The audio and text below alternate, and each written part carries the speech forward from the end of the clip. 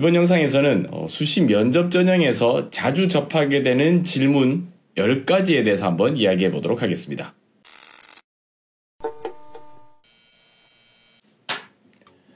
안녕하세요, 강쌤입니다.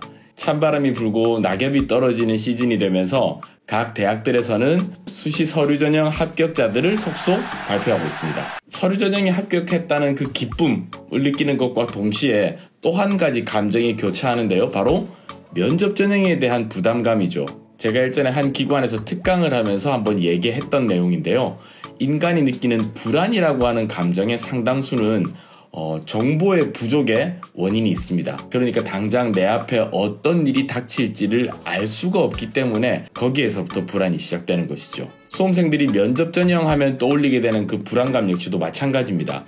어떤 질문을 몇 명이서 어떤 사람이 할지 모르기 때문에 막연히 불안한 것이죠. 이 불안의 강도가 높으면 높을수록 실제 면접장에서 본인이 가지고 있는 역량을 다 발휘하지 못할 가능성이 높습니다. 그렇기 때문에 우리 수험생 여러분들은 최대한 불안의 강도를 낮춘 상태에서 면접에 임하는 것이 내 실력을 다 뽐낼 수도 있고 그것은 곧 합격으로 연결될 수가 있겠죠. 그렇다면 어떻게 하면 그 불안감을 낮출 수 있느냐?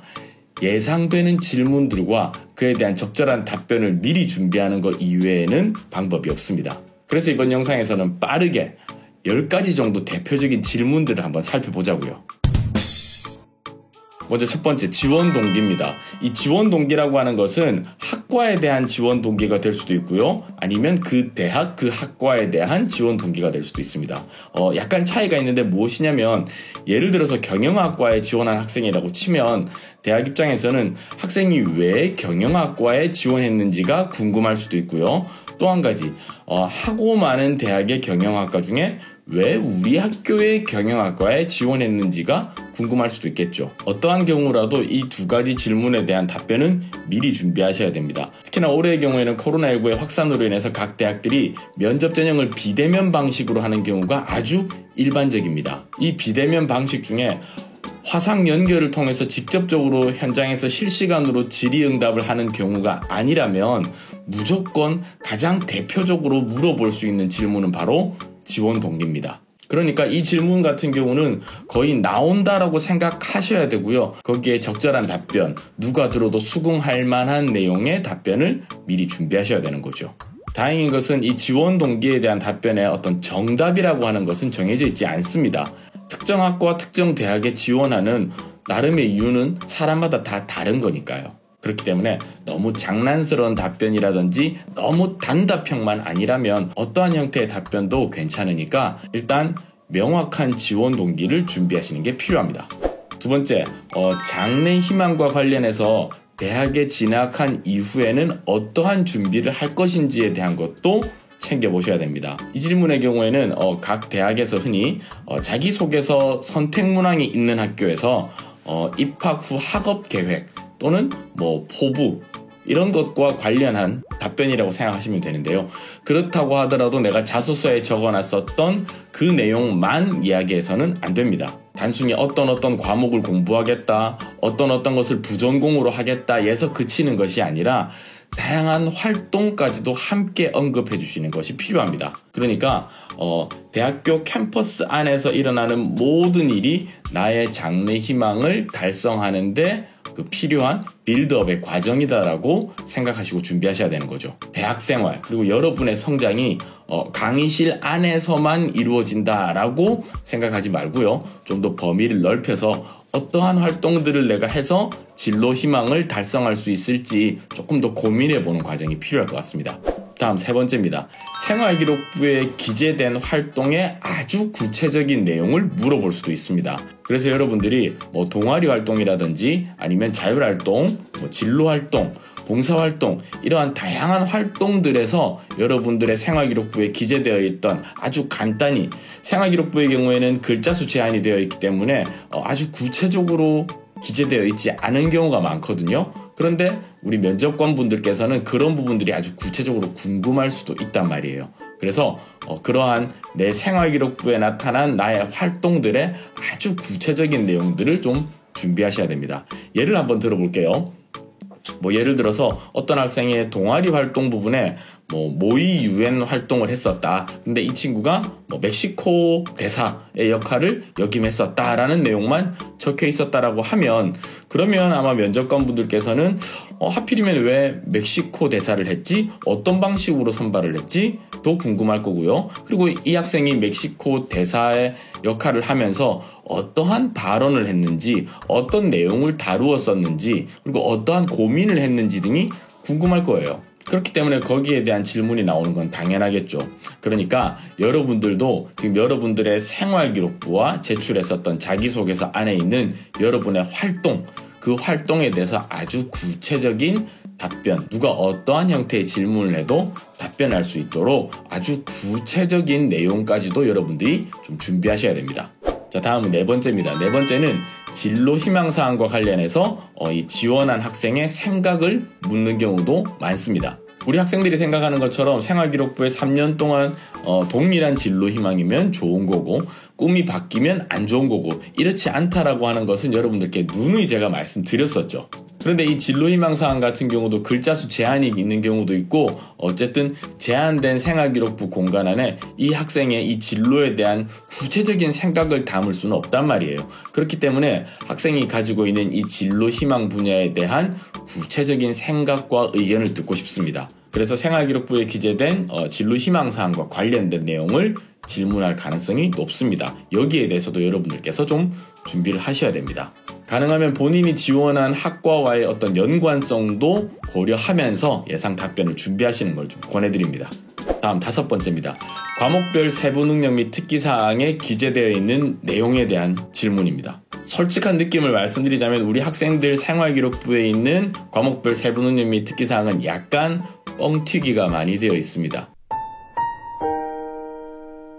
여러분들도 인정하시나요? 어떤 특정 사안에 대해서 조리 있게 발표했다, 심도 있게 연구했다, 고민의 깊이가 느껴졌다, 아주 좋은 문장, 좋은 표현들로 우리 생활기록부에 있는 세특이 가득 채워져 있습니다. 하지만 대학의 면접관들이 궁금해하는 것은 이러한 수식어들을 다 뺀 실제 내용이 궁금합니다. 그렇기 때문에 어떠한 특정 내용에 대해서 발표를 했다거나 어떠한 것을 정리했다라고 하는 내용이 적혀 있다라고 하면, 그리고 그것이 나의 전공 분야와 관련이 있는 내용이라고 한다면 거기에 대해서 물어볼 가능성도 높습니다. 실제로 면접 전형에서 학생들이 가장 까다롭다라고 느끼는 부분이 이런 부분들입니다. 생활기록부에서 선생님들께서 잘 적어주신 내용을 면접관이 구체적으로 질문했을 때 내가 거기에 대한 대비가 안 돼 있는 경우죠. 그렇다고 하더라도 솔직하게 그거 제가 사실은 아주 간단하게 했는데 선생님께서 생활기록부에 잘 기재해 주신 거예요 라는 식으로 답변하셔서는 절대 안 됩니다. 어쨌든 우리가 제출한 생활기록부와 자기소개서는 실제 나의 모습을 다 담은 자료니까요. 무슨 말인지 아시겠죠? 다음은 독서활동과 관련된 사항도 심심찮게 질문하는 내용입니다. 이 부분에 있어서도 질문하는 경우가 아주 많아요. 학생들이 책을 정말 여러 가지 읽었는데 이 여러 가지 책들에 대해서 하나하나 다 질문할까? 아니면 어떤 특정한 책만 콕 찍어서 질문할까? 어떻게 독서활동에 대한 질문을 대비해야 될지에 대한 문의가 참 많아요. 그런데 최근 몇 년간 각 대학의 면접 전형의 어떤 경향을 살펴보면 특정한 책을 콕 집어서 그 책이 물론 전공과 관련해서 아주 대표적인 책이라거나 아니면 고교생 수준에서 읽기에 약간 버거운 책인데 독서 항목에 기재가 되어 있다라고 하면 그 책에 대해서 물어볼 수는 있지만, 그렇지 않고서는 학생이 읽었던 전체 책 중에 특정한 책 한 권을 콕 집어서 질문하기보다는 아주 두루뭉술하게 학생이 읽어봤었던 책 중에 진로 설정에 가장 큰 영향을 주었던 책이 무엇인지, 아니면 가장 고교 생활에 읽었던 책 중에 가장 인상 깊었던 책이 어떤 것인지, 이런 정도의 수준에서 독서활동에 대한 질문을 하는 경우가 아주 일반적입니다. 앞서 말씀드린 것처럼 고교생 수준에서 약간 어려운 책이나 아니면 전공과 정말 직접적으로 연관되는 책들 있잖아요. 대표적인 서적들, 우리 고전이라고 하는 책들 있죠. 어쨌든 대학 교수님들이 보셨을 때도 이건 교양 서적의 수준을 약간은 뛰어넘는 책이다 라고 하는 느낌이 드는 그런 책들이 독서 항목에 기재되어 있다면 그 책에 대한 줄거리라든지 내가 느낀 점, 어려움을 겪었던 점 등에 대해서는 좀 정리하실 필요가 있습니다. 참, 반대로 책을 거의 읽지 않았다라고 하면 왜 책을 거의 읽지 않았는지, 독서 권수가 왜 작은지에 대해서도 물어볼 수 있습니다. 참고하세요. 다음은 7번째입니다. 7번째는 시대의 흐름을 반영한 시대의 흐름과 전공을 연결한 질문이 가끔 등장합니다. 어떤 거냐면요. 해마다 그 당시 상황에 적절하게 맞는 그 당시 상황을 정말 잘 표현하는 유행어라고 할 만한 단어들이 있습니다. 그래서 그 단어와 함께 본인이 지원한 전공 분야를 연관시켜서 질문하는 것이죠. 예를 들자면 2019년도에는 4차 산업혁명이라고 하는 단어가 정말 많이 인구의 회자가 되었습니다. 사람들이 정말 많이 사용했던 단어예요. 그래서 본인이 지원한 전공과 이 4차 산업혁명을 연관지어서 4차 산업혁명 시대에 땡땡땡 분야는 어떻게 바뀔 것으로 예상하느냐, 땡땡땡 분야에서는 어떤 직업이 뜰 것이라고 생각이 되느냐, 땡땡땡 분야는 어떤 대비를 해야 된다라고 생각하느냐와 같은 형태의 질문인 것이죠. 그렇다면 올해 면접에서는 이와 연관해서 어떤 단어들이 좀 떠오르시나요? 딱 두 가지 정도 전 생각이 나네요. 코로나19 아니면 팬데믹. 코로나19 또는 이 코로나19와 관련된 전 세계적인 팬데믹 상황에 의해서 전 세계의 여러 가지 모습들, 우리의 삶의 모습이 정말 많이 바뀌고 있고 그리고 또 앞으로 바뀔 것으로 예상이 되잖아요. 그래서 그것을 전공과 좀 연관해서 고민해 볼 필요가 있습니다. 흔히 얘기하는 포스트 코로나 시대에 땡땡땡 전공에서는 어떤 대비를 해야 되는가, 직업은 어떻게 바뀔 것이라고 생각되는가와 같은 형태의 질문에 대한 답변을 준비하셔야 됩니다. 다음 8번째입니다. 8번째 좀 쉽습니다. 봉사활동과 관련된 질문도 준비하셔야 됩니다.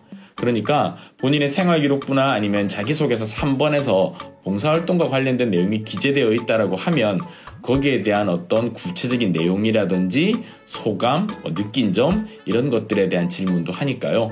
봉사활동, 그중에 내가 좀 인상 깊게 했었던 개인적으로 했었던 봉사활동이라든지 아니면 학교에서 어떤 특정한 역할을 맡아서 했던 봉사활동이 있다고 하면 거기에 대한 내용을 좀 정리하셔야 됩니다.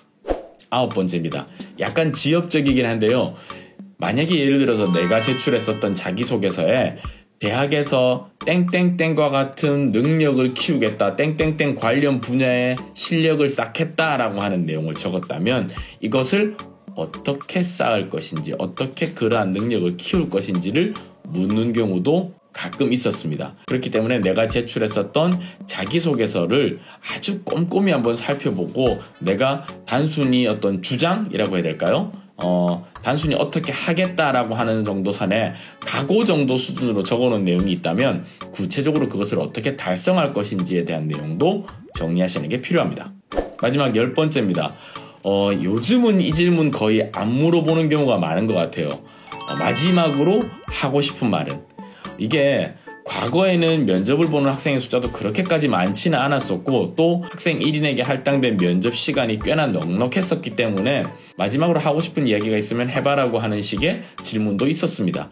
하지만 최근 어떤 면접 전형의 흐름을 봤을 때 1인당 할애되는 면접 시간이 10분 내외이고요. 특히나 또 올해 같은 경우는 비대면 방식으로 진행되는 것이 아주 일반적이기 때문에 마지막으로 해보고 싶은 말이 있으면 해라 라고 하는 형태의 질문이 나올 것 같진 않습니다. 하지만 혹시나 화상 면접 방식을 채택한다고 하면 마지막으로 하고 싶은 말이 있으면 해라라고 하는 형태의 질문이 나올 수도 있습니다. 이때는 예전에는 별의별 친구들이 다 있었어요. 노래 부르는 친구도 있었고요.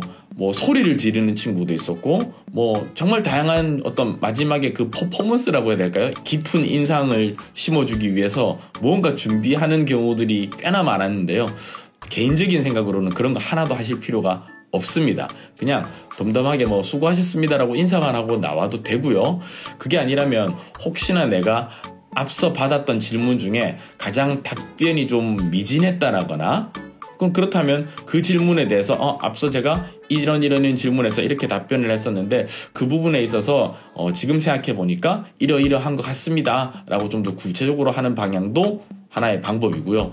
또는 내가 예상했었던 질문들 중에 가장 마음에 드는, 가장 내가 답변이 멋지다 싶은 내용인데 면접관이 묻지 않아서 내가 답변 못했던 내용 있죠. 그럼 거기에 대해서도 하나 이야기하고 나오는 것도 괜찮은 방법입니다. 어쨌든 마지막으로 하고 싶은 말은 올해 면접 전형 같은 경우는 이걸 질문할 것 같지는 않지만 그래도 혹시 모르니까 준비하시는 걸 좀 권해드립니다.